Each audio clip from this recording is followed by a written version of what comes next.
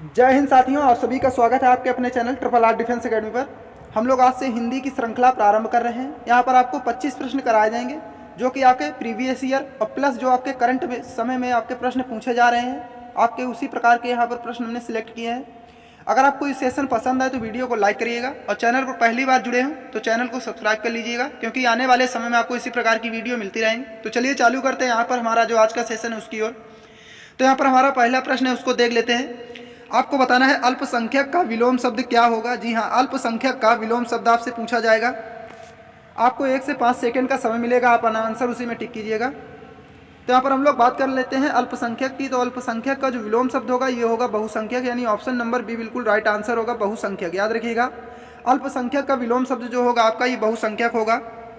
चलिए आगे बढ़ते हैं। हमारा अगला क्वेश्चन, जो व्याकरण जानता हो उसे कहते हैं। जी हाँ, आपको बताना है जो व्याकरण को जानता हो उसे क्या कहते हैं। तो यहाँ पर हम लोग बात कर लेते हैं, जो व्याकरण को जानता है उसको कहते हैं व्याकरण, यानी ऑप्शन सी बिल्कुल राइट आंसर होगा, व्याकरण। याद रखिएगा, व्याकरण उसे कहते हैं। चलिए आगे बढ़ते हैं। हमारा अगला क्वेश्चन उसको देख लेते हैं। हमारा अगला क्वेश्चन है, अब तब होना मुहावरे का अर्थ क्या है। जी हाँ, अब तब होना मुहावरे का अर्थ क्या है आपको बताना है।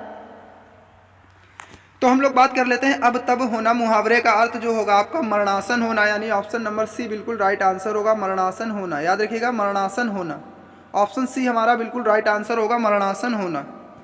चलिए आगे बढ़ते हैं। हमारा अगला क्वेश्चन उसको देख लेते हैं। आपको बताना है इनमें से स्वर्ग का पर्यायवाची कौन सा है। जी हाँ, स्वर्ग का पर्यायवाची कौन सा नहीं है, माफ करिएगा, यहाँ पर कौन सा स्वर्ग का पर्यायवाची नहीं है। तो यहाँ पर हम लोग सबसे पहले बात कर लेते हैं कौन कौन से हैं।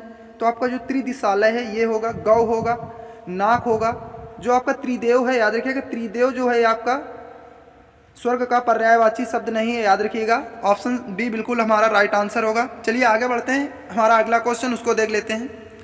आपको बताना है पीताम्बर शब्द में कौन सा समास है। जी हाँ, पीताम्बर शब्द में कौन सा समास है। तो हम लोग बात कर लेते हैं पीताम्बर में। तो पीताम्बर में आपका बहुब्री समास होगा, ऑप्शन बी बिल्कुल राइट आंसर होगा, बहुब्री। याद रखिएगा, बहुब्री।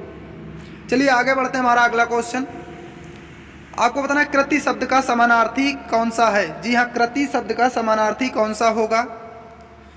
तो यहाँ पर हम लोग बात कर लेते हैं कृति। तो कृति का जो समानार्थी होगा ये रचना होगा, ऑप्शन डी बिल्कुल राइट आंसर होगा, रचना। याद रखिएगा, ऑप्शन डी बिल्कुल हमारा राइट आंसर होगा, रचना। चलिए आगे बढ़ते हैं। हमारा अगला क्वेश्चन, आपको बताना है साकेत महाकाव्य के रचयिता कौन है।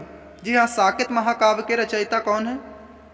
तो हम लोग बात कर लेते हैं साकेत महाकाव्य, काफ़ी बार चर्चा में रहा है ये आपका, और काफ़ी बार एग्जाम में पूछा भी गया है। तो इसके राइट आंसर की बात कर लें, जो साकेत है आपका मैथिली शरण गुप्त द्वारा रचा गया था। याद रखिएगा, मैथिली शरण गुप्त के द्वारा। याद रखिएगा, ऑप्शन सी हमारा बिल्कुल राइट आंसर रहेगा, मैथिली शरण गुप्त। और इसको आप लोग स्टार कर लीजिएगा, क्योंकि काफ़ी बार एग्जाम में पूछा गया है। चलिए आगे बढ़ते हैं। हमारा अगला क्वेश्चन उसको देख लेते हैं। आपको उत्कर्ष का विलोम शब्द बताना है। जी हाँ, उत्कर्ष का विलोम शब्द क्या होगा। तो यहाँ पर हम लोग बात कर लेते हैं उत्कर्ष का। तो उत्कर्ष का आपका जो विलोम शब्द होगा अपकर्ष होगा, यानी ऑप्शन डी हमारा बिल्कुल राइट आंसर होगा, अपकर्ष। याद रखिएगा, उत्कर्ष का जो विलोम शब्द होगा ये आपका अपकर्ष होगा। चलिए आगे बढ़ते हैं। हमारा अगला क्वेश्चन, हमारा अगला क्वेश्चन है, जो दूसरे का श्री सौभाग्य देखकर दुखी रहता है उसे क्या कहते हैं। जी आपको बताना है, जो दूसरे का श्री सौभाग्य देखकर दुखी रहता है उसे क्या कहते हैं। तो उसे कहते हैं पर श्री कातर, यानी ऑप्शन सी हमारा बिल्कुल राइट आंसर होगा, पर श्री कातर। याद रखिएगा, जो दूसरे का श्री सौभाग्य देखकर दुखी रहता है उसे क्या कहते हैं, पर श्री कातर। चलिए आगे बढ़ते हैं। हमारा अगला क्वेश्चन, आपको अनुमान का विशेषण बताना होगा। जी हाँ, अनुमान का विशेषण क्या होगा इसके बारे में आपको बताना है। तो हम लोग बात कर लेते हैं, अनुमान का जो विशेषण होता है ये होता है अनुमानित, यानी ऑप्शन ए हमारा बिल्कुल राइट आंसर होगा, अनुमानित। ऑप्शन ए हमारा बिल्कुल राइट आंसर होगा, अनुमानित। चलिए आगे बढ़ते हैं। हमारा अगला क्वेश्चन उसको देख लेते हैं। आपको बताना है आंखों में धूल झोंकना मुहावरे का अर्थ क्या है। जी हाँ, आंखों में धूल झोंकना मुहावरे का अर्थ क्या है। तो इसका राइट आंसर हम लोग देख लेते हैं। आंखों में धूल झोंकना मुहावरे का जो आपका राइट आंसर होगा धोखा देना, यानी ऑप्शन बी बिल्कुल राइट आंसर होगा, धोखा देना। चलिए आगे बढ़ते हैं। हमारा अगला क्वेश्चन उसको देखते हैं। आपको बताना है जस दूल्हा तस बनी बराता कहावत का अर्थ क्या है। जी हाँ, जस दूल्हा तस बनी बराता कहावत का अर्थ क्या होगा, इसके बारे में आपको बताना है। तो यहाँ पर हम लोग बात कर लेते हैं इसका राइट आंसर की। तो इसका राइट आंसर होगा जैसे खुद वैसे साथी, यानी ऑप्शन हमारा बी बिल्कुल राइट आंसर होगा, जैसे खुद वैसे साथी। चलिए आगे बढ़ते हैं, हमारा अगला क्वेश्चन उसको देख लेते हैं। आपको बताना है असुरक्षित शब्द में कौन सा उपसर्ग है। जी हाँ, असुरक्षित शब्द में कौन सा उपसर्ग है। तो यहाँ पर हम लोग बात कर लेते हैं, असुरक्षित में आपका जो उपसर्ग होगा आ और प्लस सु होगा, यानी ऑप्शन नंबर सी हमारा बिल्कुल राइट आंसर होगा, आ प्लस सु। अब हम लोग उपसर्ग की बात कर लें, शब्द के शुरुआत में जो स्वर जोड़े जाते हैं उन्हें कहते हैं आपका उपसर्ग, याद रखिएगा। चलिए आगे बढ़ते हैं, हमारा अगला क्वेश्चन उसको देख लेते हैं। तो आपको पता है हाथी किस प्रकार का शब्द है। जी हाँ, हाथी किस प्रकार का शब्द है, आपसे डायरेक्टली एग्जाम में पूछ लेगा जो हाथी किस प्रकार का शब्द है। तो यहाँ पर हमारे ऑप्शन जो है तत्सम, तद्भव, देशज, विदेशी। तो यहाँ पर हम लोग बात कर लेते हैं, हाथी जो है ये तद्भव है, याद रखिएगा। ऑप्शन हमारा बी बिल्कुल राइट आंसर होगा, तद्भव। और आपके जो तत्सम और तद्भव से है 1 से 2 प्रश्न अवश्य पूछे जाएंगे, याद रखिएगा आप लोग। चलिए आगे बढ़ते हैं, हमारा अगला क्वेश्चन। आगे बढ़ने से पहले आपसे रिक्वेस्ट है कि अगर आपको कोई वीडियो पसंद आ रहा हो तो वीडियो को लाइक जरूर करिएगा। चलिए आगे बढ़ते हैं, हमारा अगला क्वेश्चन उसको देख लेते हैं। आपको बताना है सुमित्रा में प्रत्यय होगा। जी हाँ, सुमित्रा में प्रत्यय कौन सा होगा आपको बताना है। तो यहाँ पर हमारा जो राइट आंसर इसका होगा आ होगा, यानी बड़ा आ जो आपका होता है स्वर वाला, याद रखिएगा। ऑप्शन ए हमारा बिल्कुल राइट आंसर होगा। सुमित्रा में जो प्रत्यय आपका होगा ये स्वर का जो बड़ा आ होता है वो होगा, याद रखिएगा आप लोग। और यहाँ पर हम लोग प्रत्यय की बात कर लें तो प्रत्यय जो आपके शब्दों के लास्ट में जो स्वर जोड़े जाते हैं उनको क्या कहते हैं, प्रत्यय, याद रखिएगा। जो स्वर आपके शब्दों के लास्ट में जोड़े जाते हैं तो उनको कहते हैं प्रत्यय। चलिए आगे बढ़ते हैं, हमारा अगला क्वेश्चन। आपको बताना वैशाख नंदन का विलोम शब्द क्या है। जी हाँ, वैशाख नंदन का विलोम शब्द क्या है। तो हम लोग बात कर लेते हैं, वैशाख नंदन का जो विलोम शब्द होगा ये सुग्रीव होगा, यानी ऑप्शन हमारा सी बिल्कुल राइट आंसर होगा, सुग्रीव, याद रखिएगा। सुग्रीव इसका राइट आंसर होगा। चलिए आगे बढ़ते हैं, हमारा अगला क्वेश्चन देख लेते हैं। तो यहाँ पर हमारा अगला क्वेश्चन है सा का उच्चारण स्थान कौन सा है। जी हाँ, आपको बताना है कि सा का जो उच्चारण स्थान कौन सा है, इसके बारे में आपको बताना है। तो यहाँ पर हम लोग बात कर लेते हैं, सा जो है ये सा सीटी वाली सा है, तो इसका जो उच्चारण स्थान है ये आपका तालु होगा, यानी ऑप्शन हमारा बी बिल्कुल राइट आंसर होगा, तालु, याद रखिएगा। तालु इसका बिल्कुल राइट आंसर है। चलिए आगे बढ़ते हैं, हमारा अगला क्वेश्चन उसको देख लेते हैं। तो यहाँ पर आपको बताना है सरासर में कौन सा समास है। जी हाँ, सरासर में कौन सा समास है आपको बताना है। जी हाँ, सरासर में कौन सा समास होगा। तो यहाँ पर हम लोग बात कर लेते हैं सरासर, तो यहाँ पर अव्ययी भाव आपका समास होगा, यानी ऑप्शन नंबर सी बिल्कुल राइट आंसर होगा, अव्ययी भाव। चलिए आगे बढ़ते हैं, हमारा अगला क्वेश्चन। हमारा अगला क्वेश्चन, महादेवी वर्मा को किस पुस्तक पर ज्ञानपीठ पुरस्कार मिला था। जी हाँ, काफ़ी महत्वपूर्ण क्वेश्चन है ये। जो ही आपकी रचनाएं हैं इनसे रिलेटेड 1 से 2 नंबर आपके पूछ लिए जाते हैं एग्जाम में, याद रखिएगा। तो आपको बताना है महादेवी वर्मा को किस पुस्तक पर ज्ञानपीठ पुरस्कार मिला था। तो इनको जो ज्ञानपीठ पुरस्कार मिला था ये यामा पुस्तक पर मिला था, यानी ऑप्शन नंबर डी हमारा बिल्कुल राइट आंसर होगा, यामा, याद रखिएगा, यामा पर मिला था।